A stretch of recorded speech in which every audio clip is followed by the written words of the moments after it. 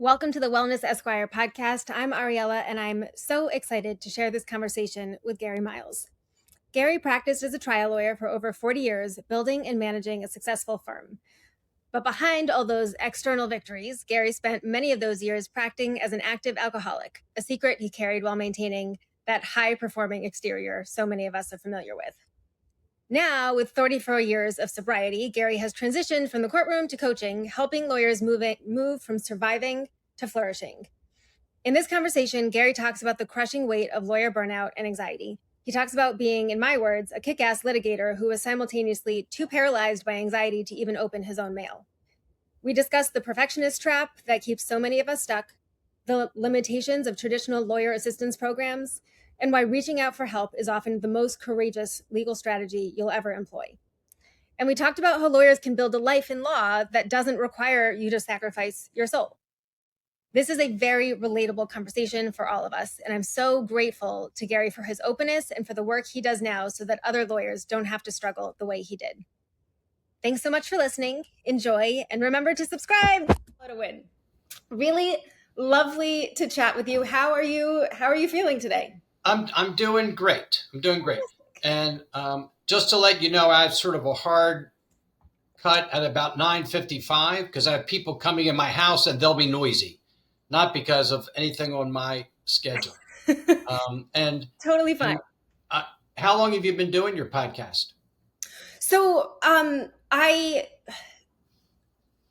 it's not launched yet. I haven't launched yet. I actually started initially. I started recording podcasts episodes a couple of years ago, and then I hit pause because I start after October 7th because I've been involved in a lot of advocacy work, and I just didn't have the bandwidth, and so I was planning to keep recording and launching probably like November, but I just had to shift, and then. But this being a valuable part of my life and important to me, I in the last few months was like, all right, how are we going to get back to this? How do we do all of the things? And how do I bring these conversations to more people? So I only recently, in the last maybe month or two, got back to recording, and I'm getting a bunch at a time so that I can launch kind of and stay ahead of the game a little bit. That's the plan. Gotcha. Yeah. Gotcha.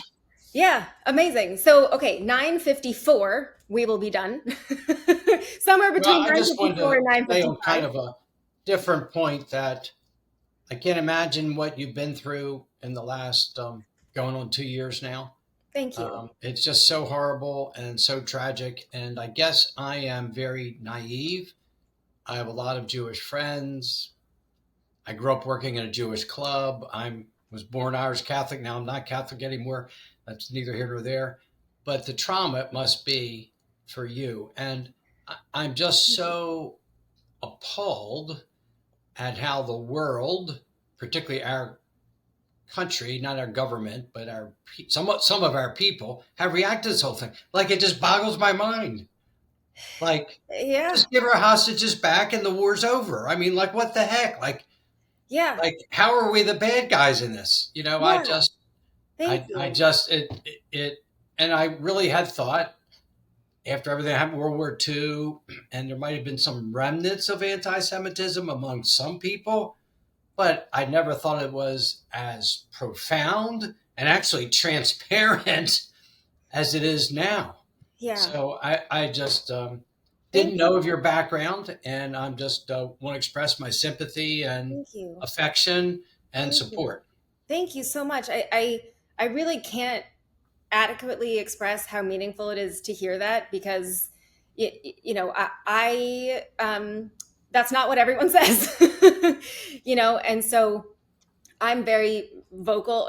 I was involved in zero Israel or Jewish advocacy before October 7th, and started, after, pretty immediately after. And since then, I've been very vocal about who I am and what I believe and, my values and all of those things. And, but you never know who you're talking to.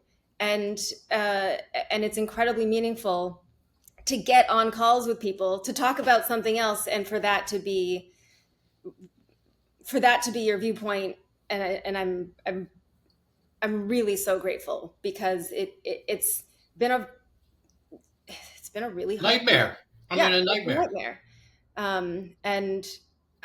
And one of the things that I really enjoy sharing with my community, with my network, is these kinds of conversations that I have, where, people who I didn't specifically connect with, or didn't specifically connect with me because of Israel or anti-Semitism, share our viewpoints and our values here.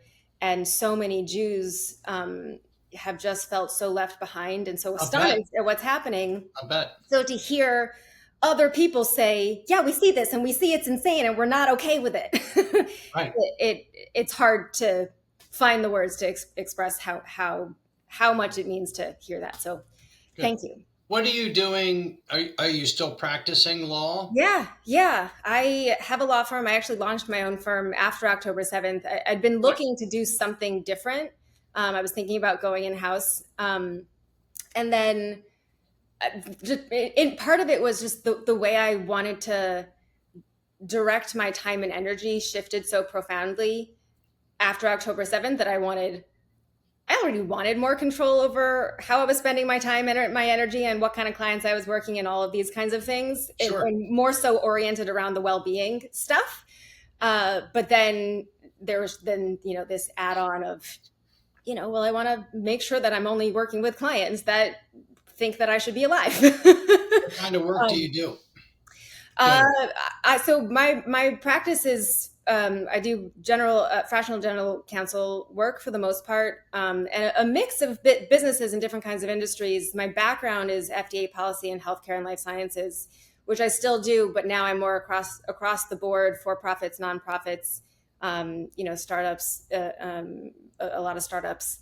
And I enjoy, being able to integrate into the team more like you would in-house, but also to have the flexibility of being there for multiple companies that are, in my case, often more mission-oriented, or with people and individuals who are trying to do something at least neutral to positive in the world. So I'm happy to have another call and talk more about me, but I want to get to you. Yep. So again, thank you so much for everything you just said. It's a really nice way to start my day. So I would love to start with asking you, what led you to law school in the first place? So really, it was something that I always knew I was going to do. My older brother, 9 years older, went to law school, became a lawyer. He was my mentor, the person I followed. We shared similar interests in sports and the like. So going to law school was kind of something I knew I was going to do. To sort of take it to the next step, my next decision was kind of a strange one. I grew up caddying at golf courses, the only job I've ever had other than being a lawyer. I caddied all the way into law school, starting in 8th grade. And I met a gentleman at the club where I caddied who had a law firm, and he hired me as his law clerk before I started law school, the summer before I started law school. I ended up graduating number one in my law school class. I then clerked in federal court, and anyone who graduated number one in the law school class and clerked in federal court would have gone into big law. Everyone did. All the other 16 clerks did. I didn't. I returned to that same firm where I worked in law school. I don't know if that was out of a sense of fear or loyalty and commitment, because I was grateful for the opportunity he gave me. And I'm sort of taking it beyond your original question. I hope that's okay. But you're going exactly in the direction I was going to go. But it ended up, for a large part of my life, I questioned that decision. My best friend, law clerk, went with Piper. Back in the day, it was called Piper and Marbury, and it was a Baltimore firm only, and now it's worldwide. And he remains an equity partner in Piper today, just a completely different path. But I ended up leaving that firm after about 2 years after I finished my clerk because I really wanted to do litigation. And I joined a small boutique litigation firm, and it worked out great. I was trying cases in my first year. There were two older partners, a generation older. I became a partner there after 3 years. And even then, and there was a partner 9 years older than me who just was not into management, wasn't his skill set or desire. So, as the youngest partner in the firm, I sort of started managing it in the mid 80s and continued to grow into owning it and managing it the rest of my career. So you practiced for 41 or so years, right? And then you moved on to become full-time a wellness coach for lawyers. Can you walk me through what led to being a focused and high performing attorney running a firm to first bringing on this wellness coaching, it looks like part-time, and then shifting your focus entirely to basically take care of lawyers? How'd you Right. get there? Um, so, kind of a personal part of my story, but really as part of it, is I practiced law as an active alcoholic for about 11 years. I got sober in 1991, recently celebrated 34 years of Congratulations. sobriety. And I worked with the Lawyers Assistance Program beginning shortly after I got sober. And then I chaired the committee in Baltimore County and was on the state Lawyer Assistance Committee. And Baltimore County had the most active local committee. We would meet every month. Folks would be referred to us, perhaps by a spouse, perhaps by a judge, perhaps by a partner. That is, they were anonymously reported to us that they might need help. And I loved doing that work. There were several amazing stories of attorneys and judges whose lives were kind of saved through that work. But there wasn't enough. There weren't enough lawyers who both needed help but were willing to accept help. And it became a passion of mine to support lawyers. Um, in 2021, I moved from Maryland to Pinehurst, North Carolina. Had a home here, always loved the area. It's a golf area.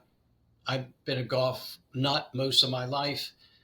We ended up coming here a couple of years sooner than we planned on because of my wife got a great job here. She's a director of nursing. And when I came here, I owned my own firm. I was a majority partner. I transitioned the firm to the junior partner, became his, and I remained of counsel with an understanding that my commitment to the firm would reduce over time. And earlier in this year, 2025, I stepped down from being of counsel. It was at most a part-time job, 25% of the time, and I had a lot of time on my hands. And I thought I could just play golf and relax, but it wasn't fulfilling. Mm-hmm. And I realized that passion I had for helping lawyers went much further than helping those who were so far gone in either clinical depression or substance abuse that it was difficult to help them. And the analogy I draw is earlier this year, I planted some flowers, and when you plant them, you should give them water every day in the beginning, but I kind of forgot that part. And I went out one day and they looked awful, straggly, fallen over. So I drowned them with water. And some of them didn't make it. They were too far gone. And others were not too far gone and they blossomed and flourished. And that's the analogy I draw of what I want to do. I want to help that lawyer who is struggling, limp, defeated, overwhelmed, and nurture him or her and help him to truly flourish. And I love what I do. That's amazing. Can you talk about, are you comfortable talking about what your experience as being a functioning alcoholic looked like, how it impacted your personal life, your daily work life? You were clearly, you said you were high functioning and you were running a firm. Did people have awareness of what was going on with you? What do you feel like led to this, and what did your days look like? So I don't know if I can say what led to it. It's one of those mysteries. Yeah. I'm wired differently than other people. Um, and how it manifested itself mostly, I did not miss any time from work. I literally did not ever miss a single day from work being present at my desk. But I would be so hungover, angry at myself, that I spend hours arguing with myself about needing to stop and I can't stop, and that sort of cycle. Didn't have internet in those days, hardly, to really escape on my phone. Phones hadn't been invented yet. I mean, phones had been, but not cell phones. Um, I couldn't really escape into that. I think the biggest symptom to me was fear. It was overwhelming and irrational. And I was a trial lawyer, and it's very hard to try cases when you're full of fear. But my fear extended beyond that to irrational things. I didn't like to get the mail out of the mailbox. I mean, not much good comes in the mailbox anyway, but it's also not the end of the world stuff. I didn't, if you were an acquaintance of mine and I saw you walking down the street, even though we have a friendly relationship, I crossed the other side of the street so I wouldn't have to speak to you. I isolated a lot. I was very, very good at hiding it. To answer the question about who knew, no one really did. My parents probably did. My dad was sober. My mom was an Al Anon for my dad. I think they knew, but I kept it very well hidden. Other than alcoholism, not always, but often is a very secret and alone kind of thing. And that's what it was, for me. And through my recovery, my whole obsession and compulsion was fairly quickly lifted. And I didn't do that. It's part of my program of recovery. And now I have no interest in alcohol and haven't for many, many years. My wife and I can go out and have dinner with you and your spouse, and you guys can have a glass of wine. We don't care. Just don't care. It just doesn't matter to us. It's an incredible miracle. And it really transformed my practice. I then was full of faith instead of fear, hope instead of anxiety. I mean, all those negative emotions were replaced by positive ones, tolerance, acceptance, gratitude, and they influenced how I practiced law and how I ran my firm. You know, I write about a lot of the struggles that lawyers have in firms, and I'm blessed that I didn't experience a lot of those. Not because I ran it, but just it wasn't our style. We're truly a team. When I came down to when I signed off from my firm earlier this year, there were two staff people working for us. A part-time bookkeeper had been there since 1998, 27 years. And my paralegal started with us in the late 90s, but came back to be she left for a couple of years, came back. I needed a paralegal and worked with me since 2008. So that's just the kind of place that it was. The way you're describing your experience with alcohol sounds to me, and correct me if I'm mistaken, like it wasn't. I think a lot of people's stories that I hear from, it feels very led by the legal industry and the expectations and things like that. It sounds like with you, it was less perhaps about that, but connected and a lot. Is that an I adequate way to describe or?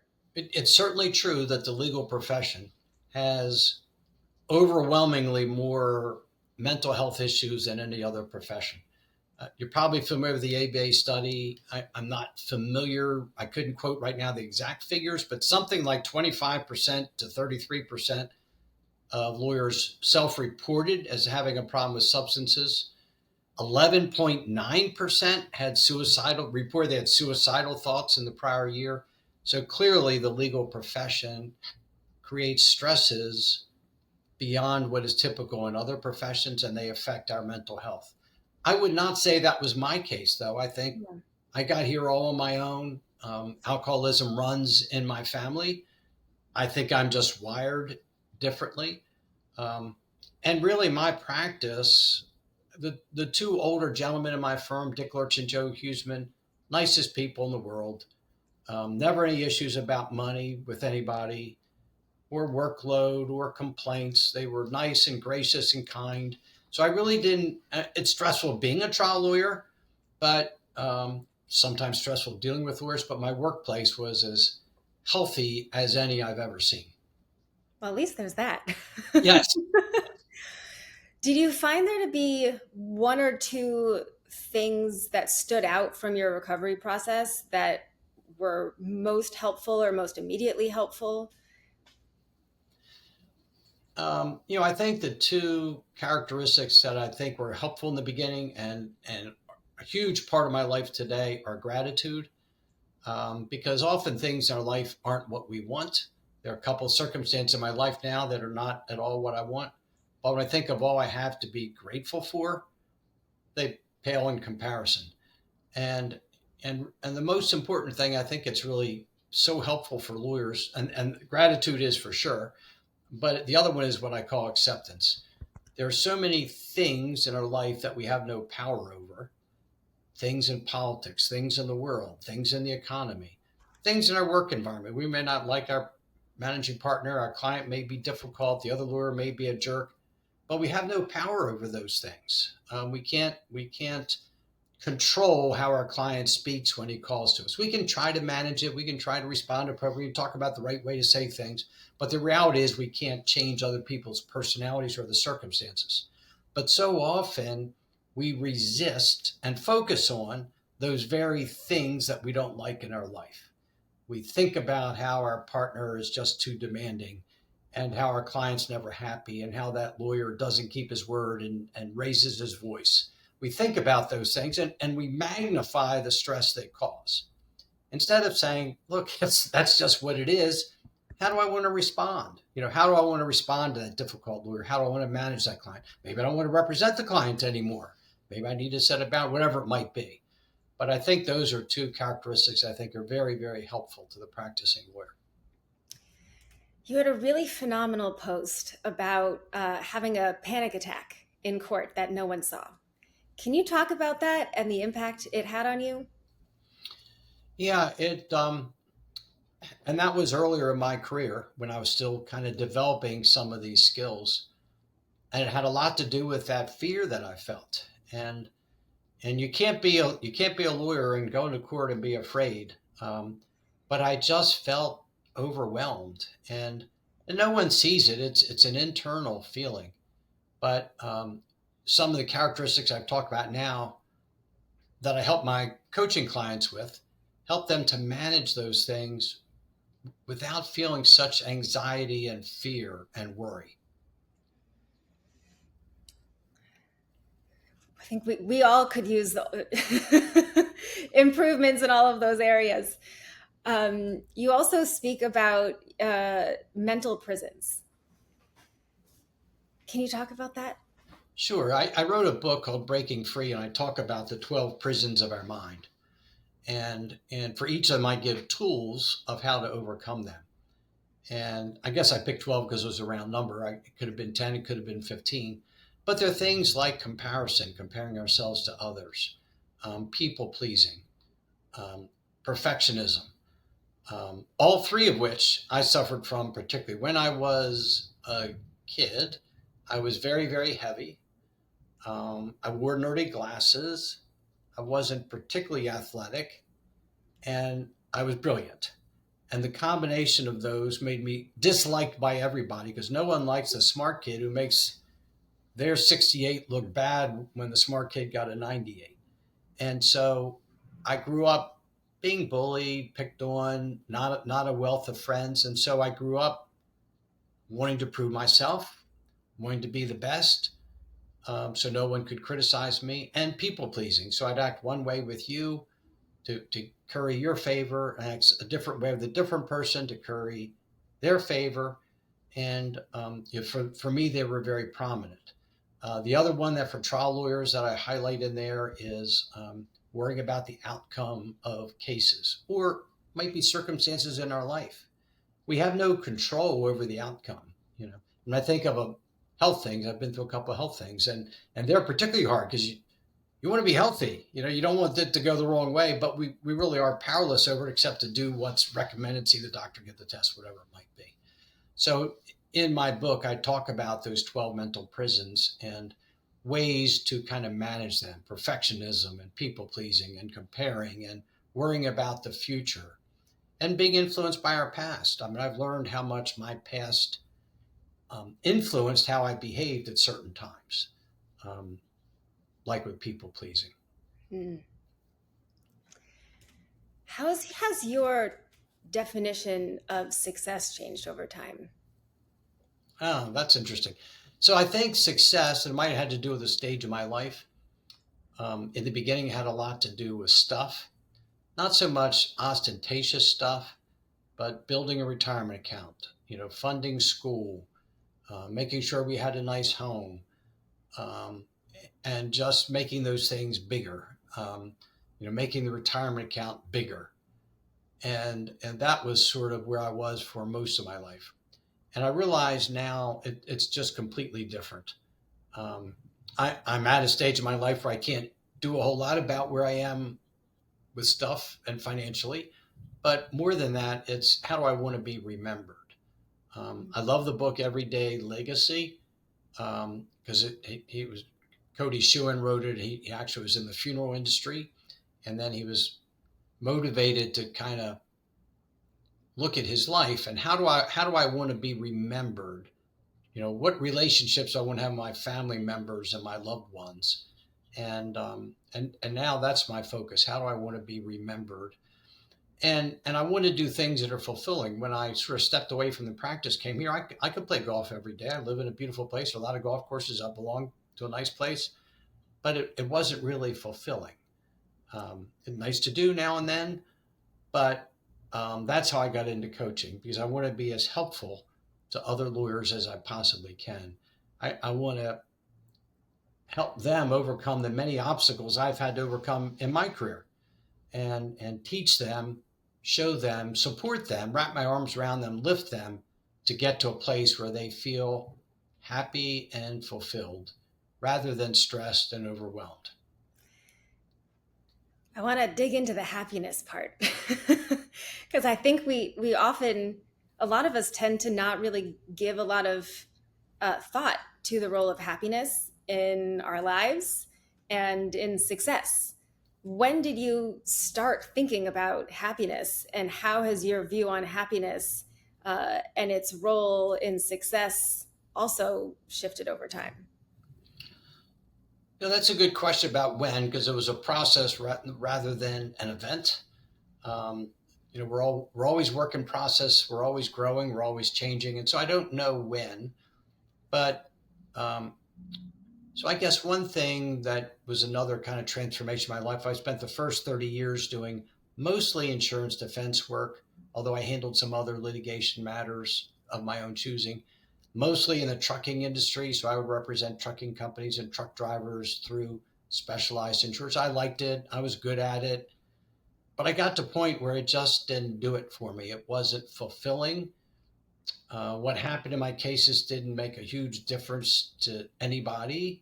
It was just a matter of like Dick Lurch would say to me, it's only money and it's not our money. And that was true. That was a great way to rationalize something that didn't work out right. But that's not really the view I wanted to have of what I wanted to do. So I moved into doing family law. I completely changed my area. I left doing that and I became a divorce lawyer. And one of my primary motivations was, well, there were a couple. I wanted to choose who I could represent. In insurance work, you have no power over who you represent. And I didn't want to represent a jerk. That was kind of my saying. I don't want to represent a jerk. It didn't matter who was right and wrong in the marriage. I don't want someone who's living in blame and attack and hurt and anger. I mean, there are a lot of those feelings that I could help them get over. But I also just wanted to be of service. I wanted to help my client, who was full of fear and worry and uncertainty, get clarity and get to a place where they were safe and comfortable and happy and free of whatever the problems were in the marriage. So I switched to that. I found that very fulfilling. And I realized now when I started coaching, I never, ever have a bad day coaching. I never have a day that is stressful. Never. I've not felt a stress since I started doing this. Everything is positive. Speaking to you about this today is fun. It's enjoyable. It's freeing. Working with a lawyer is that way. Writing a chapter for a book, or writing a blog, or having my own podcast are enjoyable, and none of it is stressful, and it's all fulfilling, because even if I don't work with someone, I'm doing whatever I can to be of service to them. Every time I talk to someone through LinkedIn, I said, what can I do to help or serve you, support you with where you are? And they usually say nothing, and I just say, look, I want you to keep in touch if I can ever be of support to you. And it's just very fulfilling. I think that many of us, when we get out of law school, choose our first job based on what has the best name, biggest paycheck. And that's not illogical. We work hard to get a good class rating, to get a nice job offer. And when we get that job offer from the largest, we pick usually the firm that's the largest, that pays the most, is where we start. And that may not be a bad decision initially, but we may find 5 or 6 years later we're miserable. And the problem is we didn't really think about what our values are. What do we really want? And there are a lot of different values that are important. It could be prestige, it could be power, it could be income, it could be independence, autonomy, flexibility. And for me, my decision to go to that small firm, in hindsight, was absolutely the right one, because I wanted independence and autonomy. And I was given cases, they were mine to handle. I tried a case in my very first year there. That wouldn't happen in other firms. So for those who are feeling stuck or unhappy, my question is, what do you do this week that makes you feel energized, that you like doing? Find a way to do more of that.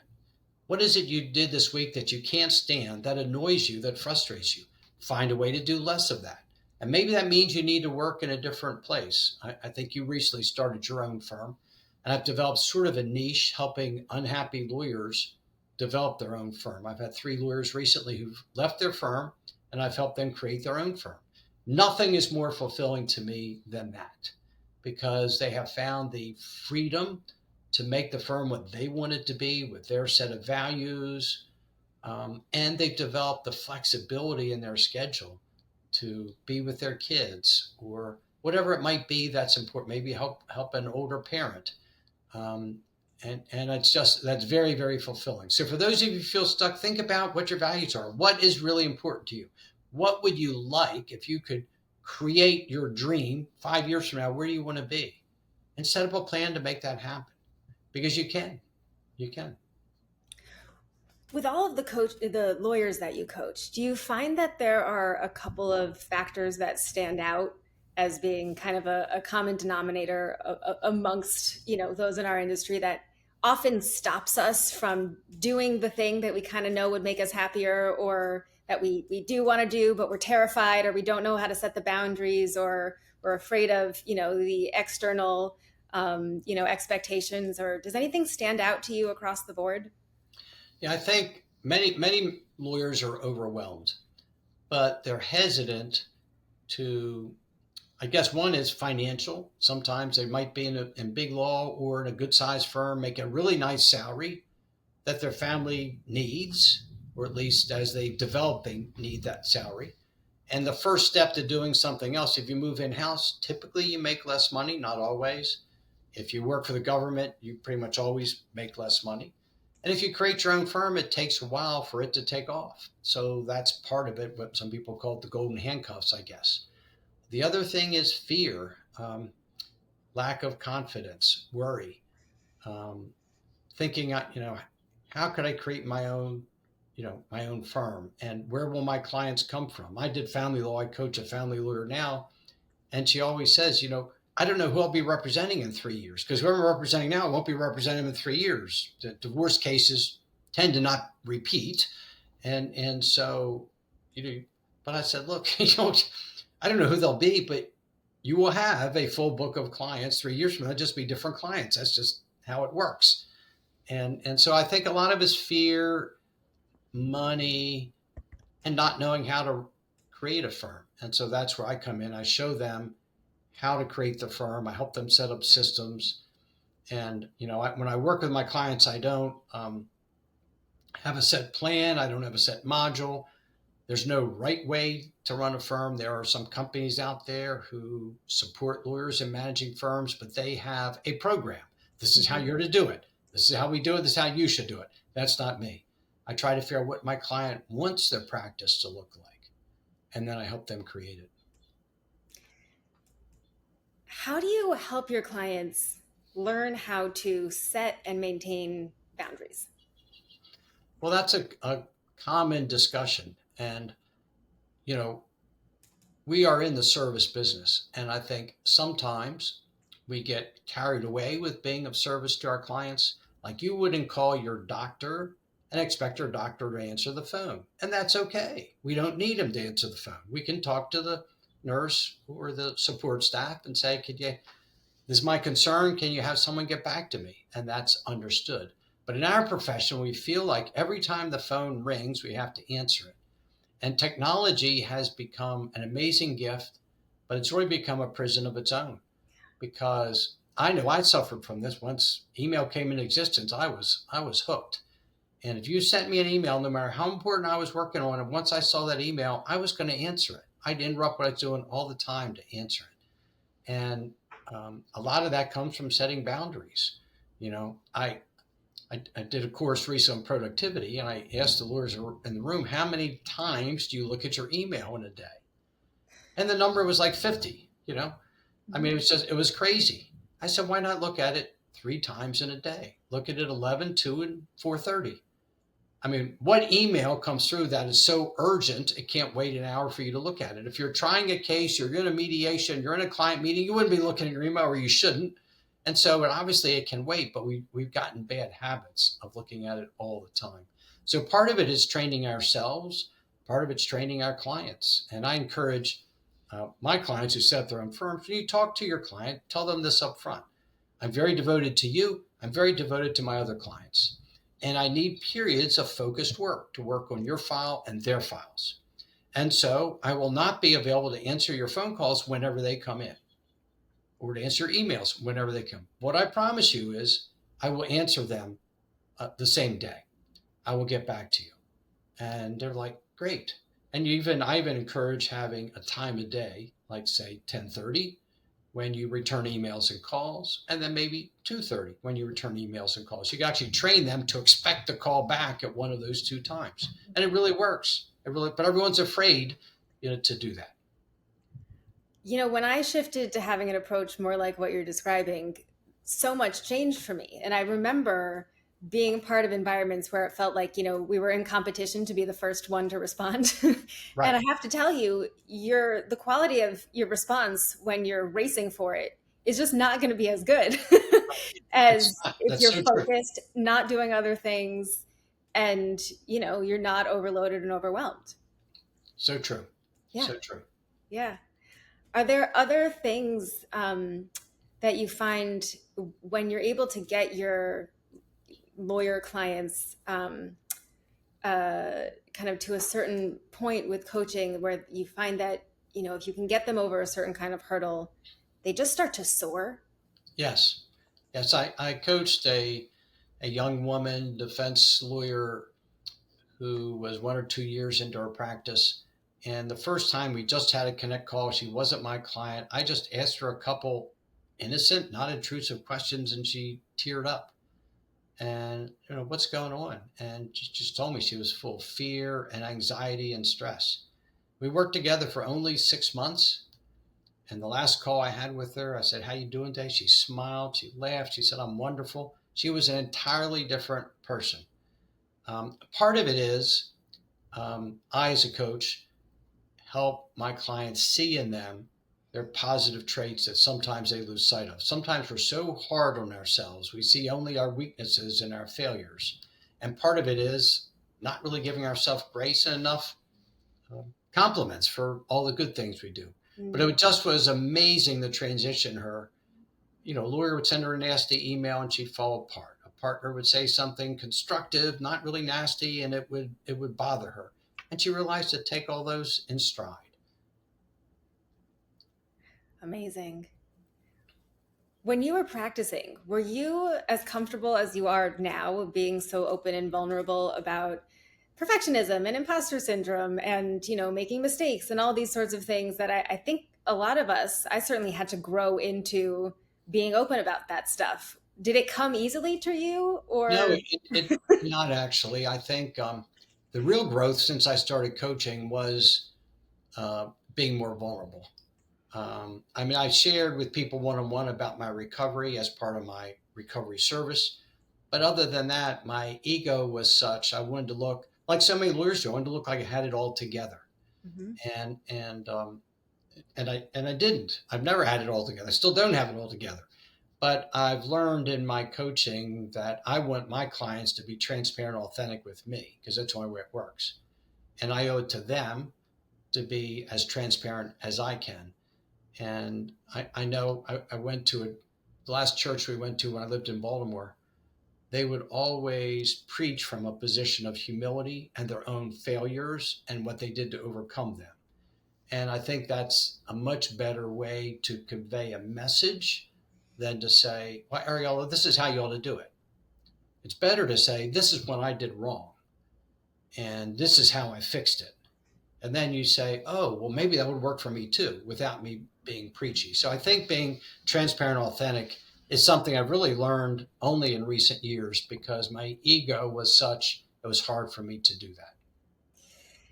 That makes a lot of sense. And I think for me, it's particularly helpful and valuable to look at other people who, have sort of made it, if you will, in whatever way that looks for that individual, and to hear from them how they've made mistakes and how they've gotten through them. That's so much more helpful than just looking at someone and wondering, man, how do they do that so perfectly without any floundering?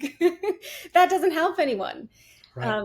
And actually, one of the exercises that I'll sometimes go through is I enjoy. I find it beneficial to acknowledge and take in when someone I respect or someone senior to me or someone who looks quote unquote successful.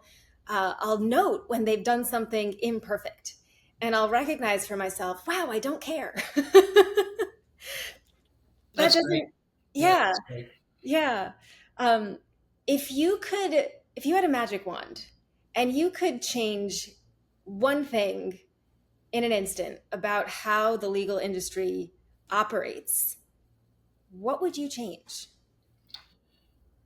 It's more of a focus on wellness and having workplaces where they honor the personal needs of the people who work for them.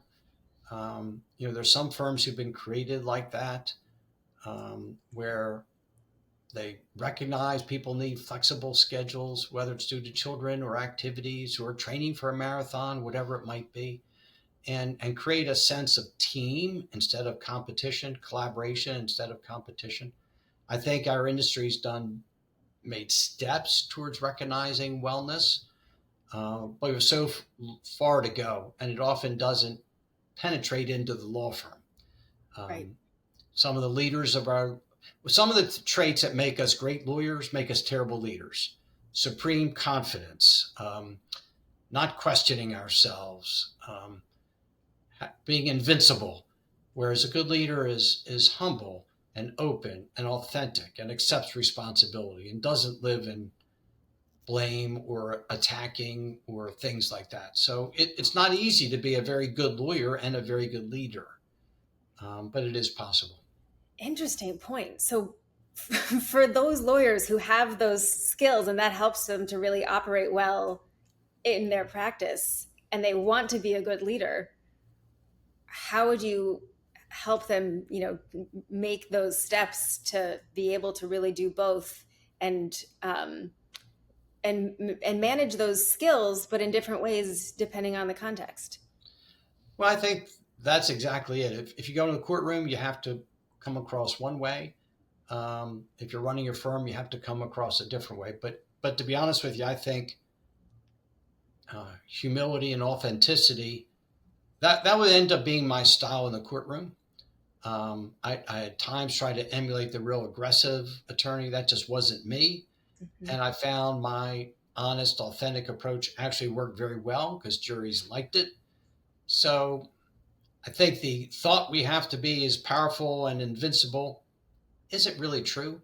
I think our clients like authenticity. I mean, it's okay to tell a client, "Wow, I'm not sure. Let me look into that. I got to tap into someone else and find the answer because I'm not sure what the next best step would be." Clients aren't offended at that. They're not going to think we're stupid attorneys. They think, "Well, I appreciate that." That's, I think, such a critical point because, we are sort of trained and led to believe that we're supposed to be all knowing and always have the answers, even if we've never seen this this fact pattern before. It's a new, you know, and we're so concerned of, is anyone going to think I'm stupid, whether Right, it's colleagues or clients? right, And, certainly I know when I go to a doctor and they say, I don't know, I think, oh, I can trust you. right. Exactly, exactly. Well said. Yeah, same thing with lawyers. We got to get better at that. Are there any particular well-being practices that you engage in on a daily basis or regular basis that just help you show up the way you want to? I know you talked about things like gratitude. Well, Anything in else? terms of gratitude, I have all my clients do a couple things. The first is for 30 days, write down, and when you wake up in the morning, three things you're grateful for, but you can't repeat them. So you can't say, "Have a nice dog. My husband's wonderful." You can't repeat those. So after 20 days, you've written down 60 things, and you're having a hard time coming up with the 61. And so what you do instead is you go through your life looking for things that day you can be grateful for. And when you go through life searching for something good, you'll be in a much better place. I also have clients every day at the end of the day write down the things that day that went well, the people that supported them, helped them, said something nice, things they did well. Because too often we go to bed thinking of all our troubles and our stresses. And I believe in visualization before a difficult client meeting, a motion, hearing, whatever it might be, to try to visualize a successful result. Like a diver who stands on the board for 15 seconds before they dive, they aren't falling asleep. They're getting their focus, trying to visualize the perfect spin and turn and twist and entry so that they can perform better. And I also believe in breathing. I'm not an expert in it, but I know when I'm under stress, if I take some deep breaths, sort of close my eyes and get reconnected with the present versus anxiety about the future, I'm in a better place. Amazing advice. Thank you. Is there Thank you. anything else you'd like to share? No, I'm grateful for you for having this opportunity, inviting me to join you, and grateful that our profession is coming along. Well, I'm certainly with you on the gratitude for, our profession moving in the right direction, and really grateful to be able to, for all of us who believe that we can bring, wellness and well-being into law, that we're finding each other. Yes. Because there's so many more of us out there, and the bigger we understand our community to be, the easier it's going to be for everybody and the more progress we will make. So thank you for being here, for talking to me, and also just for all of the work you're doing, spreading your wisdom around, and guiding lawyers to be able to build healthy practices. We need it. Thank you so much, Ariel. I really, really appreciate it. And thank you for all the good work you do as well. And thank Thank you you for so having much. this amazing podcast. Thank you. All right, take care. Thanks for listening. I hope you got a ton of value from this conversation and that you will check out the links in the description to learn more about the guest and the Wellness Esquire. And I hope you take even just 1 minute to do something for yourself today. Maybe right now, drink more water, say no, call a friend, do something that makes you happy, have a 30-second dance party, find something to make you laugh. Also, be sure to subscribe and send the podcast to a colleague. And if we're not yet connected on LinkedIn, please fix that. I'd love to know you. See you next time.